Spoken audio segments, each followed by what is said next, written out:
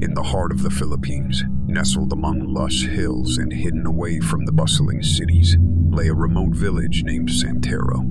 The village was steeped in ancient traditions and secrets that had been passed down through generations. The villagers lived in harmony with nature, but they also held deep respect for the spirits that were said to roam the forests and rivers. Among these spirits, none was more feared than the Shadowmancer. The tale of the Shadowmancer had been whispered for centuries, a chilling story passed from elders to children to ensure obedience and respect for the supernatural. The Shadowmancer was believed to be a once powerful shaman who had delved too deeply into the darkness. Driven by an insatiable hunger for power, he had crossed a line from which there was no return. His spirit had become trapped between the realms, forever seeking a way to feed on the fear of the living. It was a moonless night when a group of adventurous youngsters gathered around a bonfire, their faces illuminated by its flickering glow. Among them was Maria, a headstrong and curious girl who was both intrigued and skeptical of the legends. "I dare anyone to spend the night near the old Kapok Tree," Maria declared, her eyes shining with excitement. The Kapok Tree stood on the outskirts of the village, its gnarled branches stretching towards the sky like bony fingers. It was said that the tree was a conduit between the world of the living and the realm of spirits. The villagers avoided it for fear of invoking the wrath of the Shadowmancer. "Are you brave enough, Maria?" one of the boys teased. "Of course I am," Maria retorted. "I'll show you. There's nothing to fear." That night, Maria gathered her courage and approached the Kapok Tree. As she settled beneath its branches, the air grew heavy with a chilling silence. The wind rustled through the leaves, carrying with it an eerie whisper that seemed to beckon her closer. Her heart raced, but she refused to show fear. Hours passed, and Maria's eyelids grew heavy.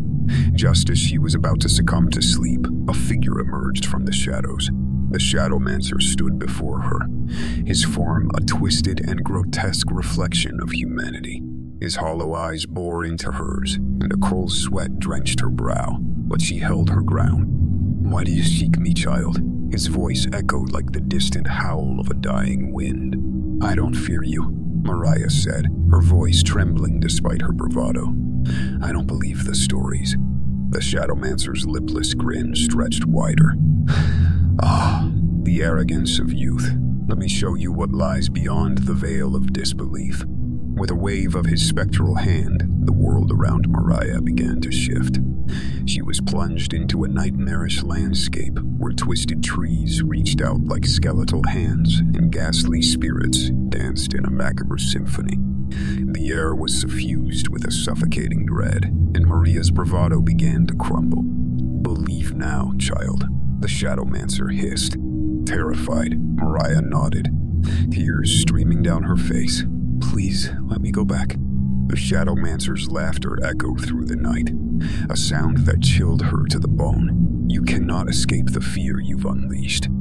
As dawn broke, the villagers found Maria lying unconscious beneath the Kapok Tree. They carried her back to the village, where she awoke with a gasp.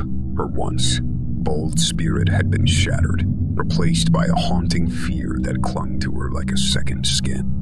Days turned into weeks, and Maria's fear grew like a cancer. She saw glimpses of the twisted realm Shadowmancer had shown her, even in the daylight. The villagers, sensing the darkness that had taken root within her, kept their distance. No one dared speak of the incident. The fear in their eyes spoke volumes. One night, unable to bear the torment any longer, Maria ventured back to the Kapok Tree. She hoped to confront the Shadowmancer once more and beg for release from the nightmare that had become her life. But the Shadowmancer was nowhere to be found. Desperation consumed her, and in her search for answers, Maria stumbled upon an ancient tome hidden in the village's dusty archives. The tome spoke of a ritual that could banish the Shadowmancer's curse, but the cost was steep. A life for a life. The ritual demanded the ultimate sacrifice, the death of a loved one. As Maria read those chilling words, her heart sank.